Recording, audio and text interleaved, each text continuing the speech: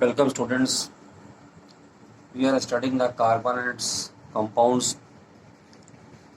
Today I will discuss about the functional group. क्या है ये फंक्शनल ग्रुप, जिसके आने के बाद में जो ऑर्गेनिक कंपाउंड्स हैं वो अगर फंक्शनल ग्रुप चेंज होते हैं तो प्रॉपर्टीज़ भी डिफ़र कर जाती हैं। तो पहले हम देखेंगे फंक्शनल ग्रुप का एडिशन होता किस तरह से है। We know about the alkane. Alkane के बारे में हम बहुत कुछ जान चुके हैं। एल्केन का हमने जनरल फार्मूला पढ़ा था CnH2n+2। मैंने आपको बताया है कि एल्केन फैमिली के जितने भी कंपाउंड हैं, मीथेन से शुरू होकर आगे इथेन प्रोपेन तक जो जाते हैं, इसी कंपाउंड, ये पेरेंट कंपाउंड आप इनको कह सकते हैं, इन्हीं कंपाउंड से आगे हम देखेंगे और नए नए ऑर्गेनिक कंपाउंड्स कैसे डेवलप होते हैं। ठीक है। और जब हमने नॉमेनक्लेचर की बात करी थी, नाम की बात करी थी, तो हमने देखा था कि इन एल्केन्स का जो भी नाम था उसके नाम के शुरुआत के जो लेटर से प्रीफिक्स की तरह आगे दूसरे कंपाउंड्स में यूज होते हैं। अब अगर किसी एल्केन से यहाँ से एक हाइड्रोजन माइनस हो जाए, तो जो नया ग्रुप बनता है उसको हम लोग कहते हैं एल्किल ग्रुप। और इसका जनरल फार्मूला बन जाता है CnH2n+1। अब एल्किल ग्रुप में हम आपको दिखाते हैं, जैसे मान लीजिए CH4 है, इसमें से एक हाइड्रोजन अगर हम माइनस कर दें तो जो बचेगा वो इस तरह से आपको दिखाई देगा। ये हाइड्रोजन, ये हाइड्रोजन, ये हाइड्रोजन, ये जो बचा हुआ पार्ट है, यहाँ देखिए इस जगह पर एक वैकेंसी क्रिएट हो गई है। यहाँ पर एक वैकेंसी क्रिएट हो गई है, एक हाइड्रोजन यहाँ से कम हो गया है और ये पूरा जो बचा हुआ पार्ट है इसको हम लोग बुलाते हैं मिथाइल। इसको कहते हैं मिथाइल। लाइकवाइज अगर हम यहाँ पर एक दूसरा, ये था हमारे पास में मीथेन, अब एक हाइड्रोजन में यहाँ से भी अगर कम करूँ तो अब जो बचा हुआ पार्ट हमारे पास में है,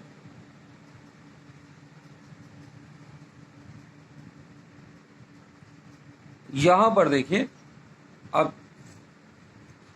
ये वैकेंसी क्रिएट हो गई है इस जगह पर।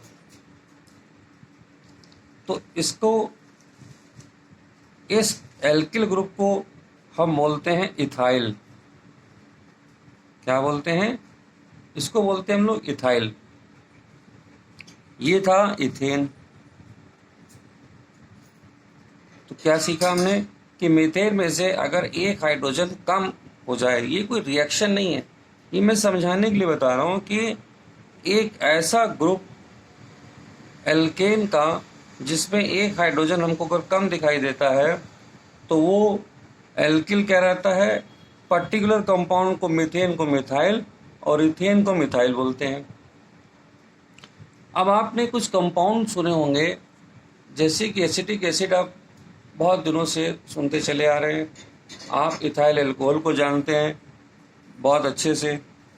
तो जो एसिटिक एसिड है उसका फार्मूला आपने पढ़ रखा है CH3COOH। ये क्या है हमारे पास में? एसिटिक एसिड है। ठीक है। इथाइल अल्कोहल को आपने पढ़ा हुआ है C2H5OH। अब अगर इन दोनों कंपाउंड को हम यहाँ पर देखें तो यहाँ पे 2 कार्बन है। टोटल यहाँ पर कार्बन की गिनती कितनी है? 2। यहाँ पर 2। हाइड्रोजन यहाँ पर कितने हैं? 3 यहाँ पर हैं और एक ये चौथा। यहाँ पे कितने हैं, 6 हाइड्रोजन है, लेकिन कार्बन की गिनती दोनों में 2 है। यहाँ पर हमारे पास में 2 कार्बन का, अभी मैंने आपको बताया कि ये कंपाउंड हमने क्या लिया था, इथेन, और इससे क्या बना, इथाइल। तो अगर मैं यहाँ पर इसको लिख दूँ C2H5 और एक यहाँ पे लाइन बना दूँ ऐसे, क्योंकि ये लाइन जो बॉन्ड है ये बता रहा है कि यहाँ आगे वैकेंसी जनरेटेड है, खाली है यहाँ पर, ठीक है।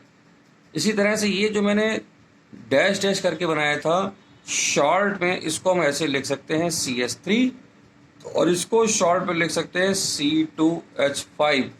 तो फ्यूचर में जब भी हमको एल्किल ग्रुप को मेंशन करना होगा, हम कैसे लिखेंगे, इस तरह से लिखेंगे, ये मिथाइल ग्रुप हो गया और ये इथाइल ग्रुप हो गया। तो अब यहाँ पर हम अगर इस जगह यहाँ पहुँच रहे हैं तो आप यहाँ पे देखेंगे कि क्या चीज़ इसमें अलग हो गई है। ये जो हमारे पास में ये क्या है, इथाइल अल्कोहल है, इसको हम लोग कहते हैं इथाइल अल्कोहल। अब ये इतना पार्ट यहाँ पर अलग है, क्यों अलग है, ये देखिए, ये जो डैश लगा हुआ था उसकी जगह पर ये इतना OH यहाँ पर आके अलग से अटैच हो गया। किसको अटैच हुआ है ये यहाँ पे जो C2H5 हमने आपको बताया था, एल्किल ग्रुप बताया था या पर्टिकुलर इथाइल बताया था, इस इथाइल में एक OH यहाँ पर आके जुड़ गया। यहाँ देखिए क्या हो गया, अच्छा एक चीज़ और, यहाँ देखिए इसका जो नाम हमने क्या रखा हुआ है, इथाइल अल्कोहल। इथाइल क्या था, मेरा एल्किल ग्रुप था जिसमें एक बॉन्ड फ्री था, उस फ्री बॉन्ड में कौन आके जुड़ गया, OH। इसी तरह से हमारे पास में CH3 क्या कहते हैं,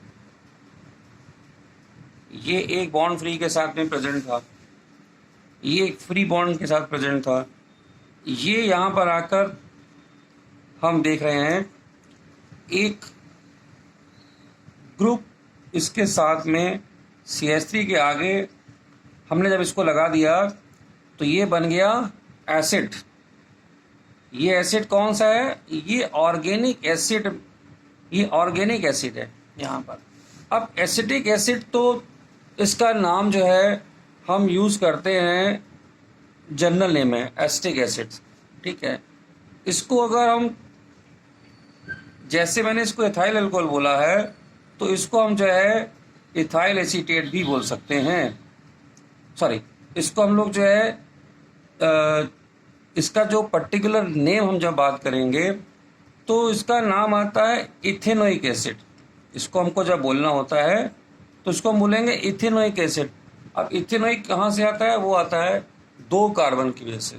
तो फिलहाल अभी हमारा जो 2 चीज़ों को सीखनी है वो ये सीखनी थी कि ये CH3 के साथ ये जो बॉन्ड फ्री था, ये COH यहाँ पे लगा, C2H5 में ये जो बॉन्ड फ्री था ये यहाँ पर OH लग गया। ये जो 2 पार्ट यहाँ पर आके जुड़े हैं, इनकी वजह से इन दोनों की प्रॉपर्टी हम जानते हैं। एसिटिक एसिड की प्रॉपर्टी अलग होती है, इथाइल अल्कोहल की प्रॉपर्टी अलग होती है। तो यहाँ पर ये जो दोनों आपको COH और यहाँ पर ये जो दोनों ये OH आपको जो नज़र आ रहा है, इसी को हम लोग कहते हैं फंक्शनल ग्रुप। यही हमारा है फंक्शनल ग्रुप, जिसने आकर अलग अलग यहाँ पर कंपाउंड जनरेट किए और प्रॉपर्टीज की बनाई है। तो स्टूडेंट देखिए, फिर हम अब क्या जान गए हैं कि एक हाइड्रोजन माइनस होने के बाद में एल्केन कन्वर्ट हो जाता है किसमें, एल्किल में। -1 हाइड्रोजन से बना एल्किल। इस एल्किल ग्रुप को हम लोग रिप्रेजेंट अगर जनरल फॉर्म में करना होता है तो एक बॉन्ड ऐसे बनाते हैं और R से इसको रिप्रेजेंट करते हैं, और जनरल फार्मूला आपको हम बता चुके हैं। इसी तरह से अगर मान लीजिए मुझे कभी अल्कोहल को जनरलाइज करना होगा, तो मैं अल्कोहल को ऐसे लिखूंगा ROH। मुझे कार्बोक्सिलिक एसिड को जनरलाइज करना होगा, तो मैं लिखूंगा RCOOH। इस तरह से हम जनरलाइज करेंगे अल्कोहल को, और ऐसे लिखेंगे हम लोग एसिड को। अब आइए, जो हमने चीज जानी है कि जो कार्बन की लॉन्ग चेन है, when any hydrogen atom is replaced by an element in long chain of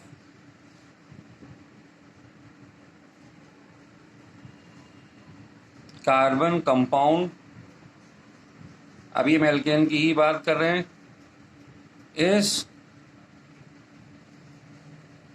known as, जो यहाँ पर अब जो भी एक एलिमेंट अगर ऐड हो जाता है हाइड्रोजन को हटाने के बाद में, तो उसको बोलते हैं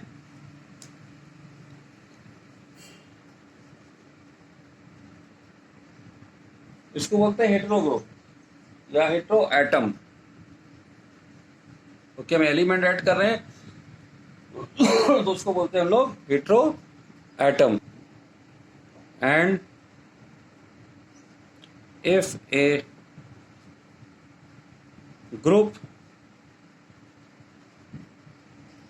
replaces the hydrogen atom, then it is referred as functional group। इसको हम लोग कहते हैं फंक्शनल ग्रुप। अब यहाँ पर फंक्शनल ग्रुप हमारे पास में क्या था, OH फंक्शनल ग्रुप है, यहाँ पे COH फंक्शनल ग्रुप है। हमारे पास में और भी कंपाउंड हो सकते हैं, जैसे कि CH3Cl। तो यहाँ पर ये जो Cl है ये हेटेरो एटम है, और इसका नाम क्या है कंपाउंड का, क्लोरोमीथेन, या इसको एक और नाम से बुलाते हैं मिथाइल क्लोराइड। अब मिथाइल ये इसका ट्राइवियल नेम है, क्योंकि इतने पार्ट को आप क्या कहते हो, मिथाइल कहते हो। तो ये मिथाइल आ गया यहाँ पर इसकी जगह पर, और यहाँ पे क्योंकि Cl एडेड है इसको कह दिया मिथाइल क्लोराइड। आइए देखते हैं हम लोग कुछ कॉमन फंक्शनल ग्रुप जो हमको ऑर्गेनिक केमिस्ट्री में देखने को मिलते हैं। तो यहाँ पर इसको बोलते हैं हम लोग क्लास, और ये आएगा हमारा यहाँ पर फंक्शनल ग्रुप। फिर इसके बाद में हम लिखेंगे इसका जनरल फार्मूला। जनरल फार्मूला क्या है हमारे पास में, और फिर हम ले लेते हैं कुछ एग्जाम्पल।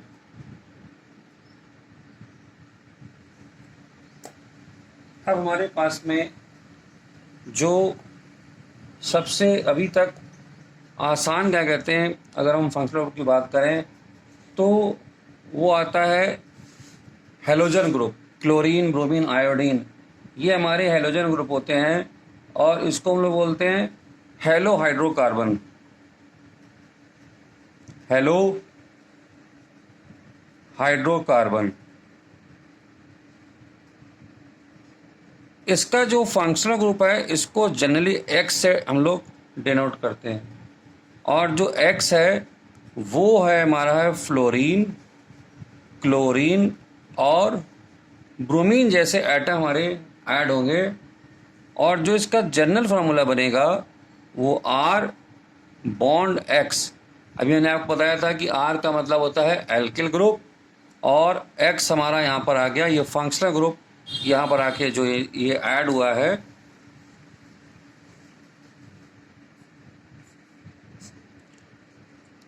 कंपाउंड इसमें अभी मैंने आपको बताया था इथाइल क्लोराइड मैंने आपको दिखाया था, तो यहाँ पर कंपाउंड हमारे पास में हो सकता है CH3Cl जिसको हम कह रहे हैं इथाइल क्लोराइड। इसी तरह से एक और आप ले सकते हैं C2H5Br, ये क्या हो जाएगा इथाइल ब्रोमाइड। क्या बोलेंगे इसको इथाइल ब्रोमाइड। अब बहुत कॉमन हम एक लेने वाले हैं एल्कोहल, इसको बहुत अच्छे से आप जानते हैं एल्कोहल। इसका फंक्शनल ग्रुप जो रिप्रेजेंट होता है वो OH से रिप्रेजेंट होता है।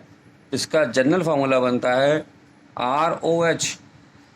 यहाँ पर आने वाले जो कंपाउंड हैं हमारे पास में CH3OH या C2H5OH मिथाइल एल्कोहल और इथाइल एल्कोहल। इसके बाद में अभी मैंने आपको बताया था कार्बोक्सिलिक एसिड। कार्बोक्सिलिक एसिड यहाँ पर याद रखिए, हम लोग सिंपली क्या कहते हैं एसिड वर्ड नहीं यूज़ करते हैं, कार्बोक्सिलिक एसिड वर्ड यूज़ करते हैं।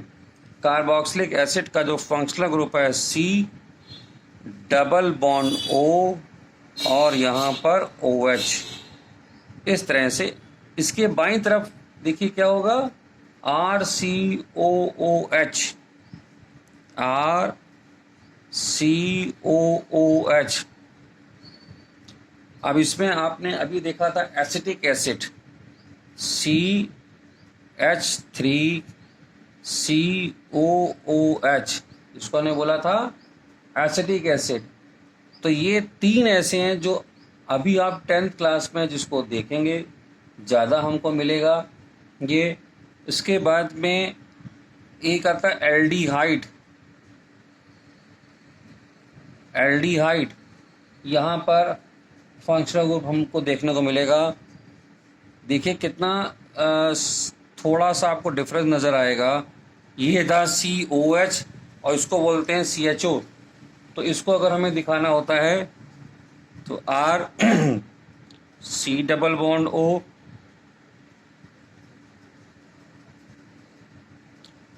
एल्डिहाइड में याद रखिए ये अपने ग्रुप का पहला एल्डिहाइड है, यानी 2 कार्बन से कम हमको एल्डिहाइड सॉरी ये दूसरा हमारे पास में। इसके पहले एक और हमको मिलेगा वो होता है SCHO। तो इसको हम लोग जो है एक कार्बन यहाँ पर हमारे पास में, ये 2 कार्बन है, ये 2 कार्बन का हमारे पास में एल्डिहाइड है, ये 1 कार्बन का एल्डिहाइड है। और इसके बाद में एक और आपको तो मैं इंट्रोड्यूस कर दूं कीटोन। कीटोन को हम लोग दिखाते हैं, दोनों बॉन्ड फ्री हैं यहाँ पर। इसमें कीटोन में इसमें 2 एल्किल ग्रुप लगे होते हैं इस तरह से, और ये बनता है एक CH3, ये CO और ये CH3।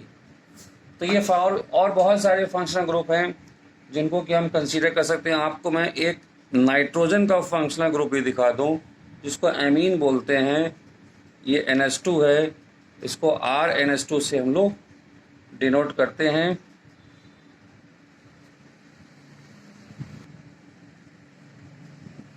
तो देखिए अब हम लोग ये जान चुके हैं कि ऑर्गेनिक कंपाउंड इतने सारे जो जनरेट होते हैं किस तरह से जनरेट होते हैं, प्रॉपर्टीज़ कैसे डिफ़र कर जाती हैं, प्रॉपर्टीज़ डिफ़र करती हैं उसमें प्रेजेंट होने वाले फंक्शनल ग्रुप की वजह से। अब हम लोग देखिए जब हमने एल्केन एल्कीन एल्काइन समझ लिया, अब हम एल्कोहल एल्डिहाइड एसिड कीटोन भी हम बहुत सारे अब ऑर्गेनिक कंपाउंड्स को जानते हैं। अब हम स्टडी करेंगे होमोलॉगस सीरीज़। क्या कहती है, इसकी डिफिनीशन देखिए, ये बहुत इंपॉर्टेंट टॉपिक है, वो पूछा जाता है सीबीएसई इसमें 10th क्लास में। तो ये कहती है द सीरीज, इसकी डिफिनेशन बहुत ज़रूरी है, the series of organic compounds. अब ये सीरीज की जगह वर्ड आप फैमिली बोल सकते हैं, the family of organic compounds, यहाँ पर इसको हम जो है फैमिली भी बोल सकते हैं, क्योंकि एक फैमिली की हम बात करें, पर्टिकुलर फैमिली जैसे बोलते हैं, organic compounds having the same functional group, same functional group,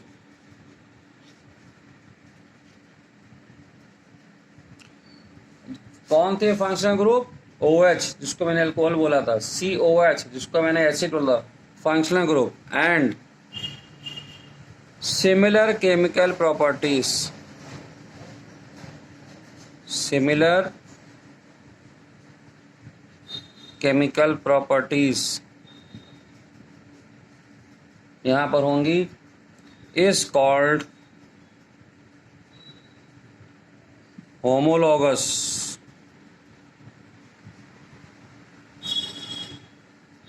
यहां पर सीरीज बोलते हैं। तो ये फैमिली ऑफ ऑर्गेनिक कंपाउंड्स होती है। अब इसमें सीरीज में देखिए, अभी आपने जो एल्केन, एल्कीन, एल्काइन पढ़े हैं, ये सब होमोलॉगस सीरीज है। अब जैसे आपने एल्केन देखा था, इसकी एक अपनी होमोलॉगस सीरीज है। कहाँ से शुरू हुआ था? मीथेन से शुरू हुआ था, इथेन से शुरू हुआ था, फिर इसके बाद में तो ये ग्रेजुअली इंक्रीज करता चला जा रहा है। ये फैमिली, इसको बोलते हैं, ये एल्केन फैमिली है। इसी तरह से आप एल्कीन फैमिली भी लिख सकते हैं। तो एल्कीन फैमिली में हमको जो था, उसमें पहला कंपाउंड तो था ही नहीं, दूसरे से इसकी स्टार्टिंग हुई थी, जो डबल था यहाँ पर इथीन था, ये था C3H6, ठीक है। अब आप अल्कोहल और इन सब को जान चुके हैं, तो हम अल्कोहल का भी एग्जांपल लेंगे अब यहाँ पर।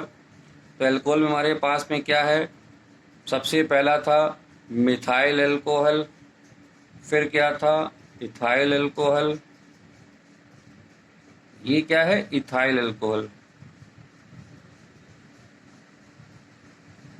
फिर उसके बाद में नंबर 3 प्रोपाइल अल्कोहल। मैंने बाकियों के नाम इसलिए नहीं लिखे हैं कि अब वो आप जानते हैं कि ये जो है हमारा, तो 3 कार्बन का, क्योंकि आप जानते हैं प्रोपेन, और इसको आप कहते थे प्रोपीन। तो ये जो है हमारी एक फैमिली है जो ग्रेजुअली इंक्रीज कर रही है। अब इस होमोलॉगस सीरीज में कुछ स्पेशल बात भी हमको मिलेगी। तो इसके बोलते हैं कैरेक्टरिस्टिक्स। क्या है इसकी कैरेक्टरिस्टिक्स? अगर हमको देखनी हो,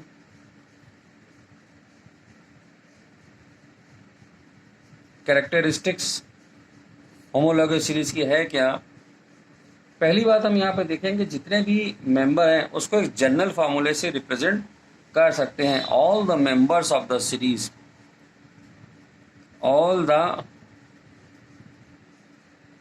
members of series can be represented by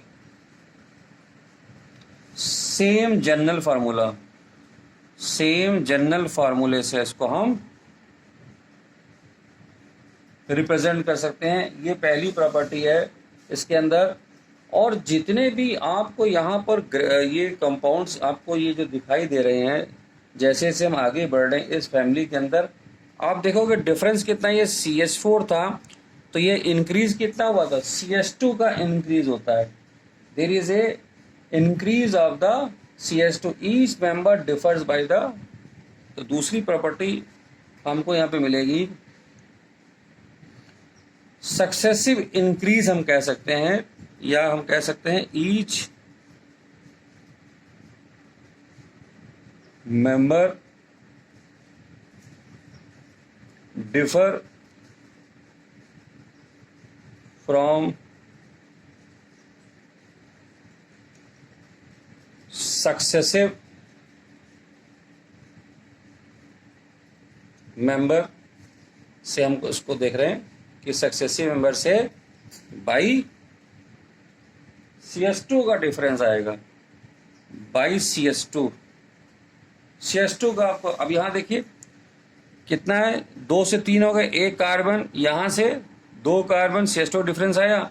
अगर यहाँ अल्कोहल में भी देखें तो यहाँ पर 1 कार्बन बढ़ा और यहाँ पे हाइड्रोजन कितने थे, 4, और यहाँ पे कितने थे, 6, 2 हाइड्रोजन हमारे यहाँ पर बढ़ गए।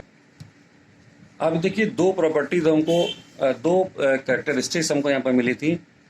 एक यहाँ पर और है, तीसरी इसमें होमोलॉगस सीरीज में अगर हम बात करेंगे, CS2 जो हमारा है वो टोटल मास हमको कितना देता है, 14। तो हम बोलेंगे ईच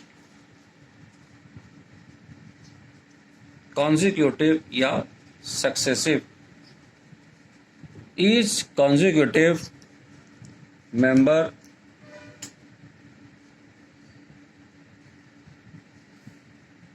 ऑफ सीरीज, यहां पर है differ by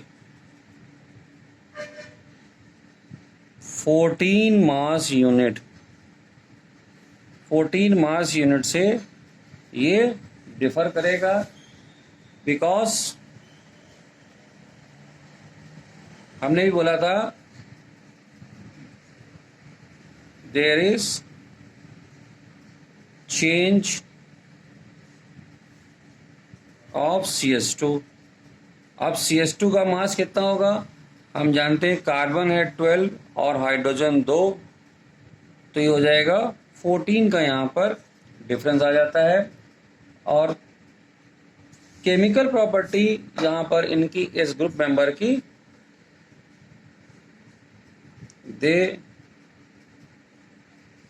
exhibit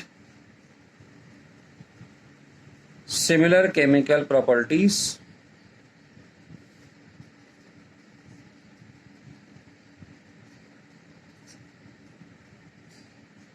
there is change in physical properties gradually as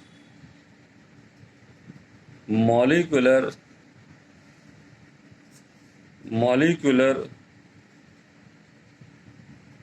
mass of series compound increases। तो फिजिकल प्रॉपर्टी में चेंज देखने को मिलता है, क्योंकि जब ज़्यादा मॉलिक्यूलर मास होने लगेगा तो ये चेंज होना शुरू हो जाएगा। जैसे एल्केन में भी हम देखेंगे कि कुछ कंपाउंड गैसेज हैं, फिर आगे लिक्विड हैं, फिर हमको सॉलिड मिलना शुरू हो जाते हैं। तो ये हो गई होमोलॉगस सीरीज के बारे में डिस्कशन। अब जो हाइड्रोकार्बन्स हमारे यहाँ पर 1 से 4 तक के जो हाइड्रोकार्बन हैं वो गैस हैं। फिर 5 से आगे जो हाइड्रोकार्बन हमारे पास में 10, 11, 12 या 13 तक हम कह लें तो वो लिक्विड शो करते हैं, और 13 से जो बियॉन्ड हमारे पास में है वो सॉलिड फिजिकल स्टेट हमको उनको देखने को मिलती है। इसी तरह से इनका melting point, boiling point hydrocarbons का जो है वो बढ़ता चला जाएगा, increase in the melting point and boiling point increases